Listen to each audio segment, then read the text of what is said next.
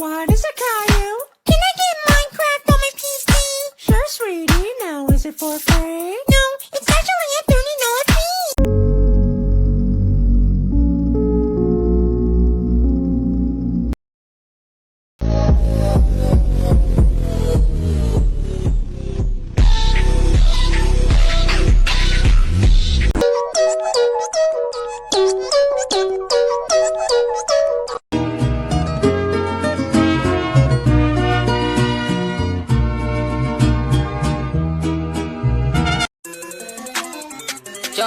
Yo, catch me outside with that stick. Bitch, you on out like in sugar free.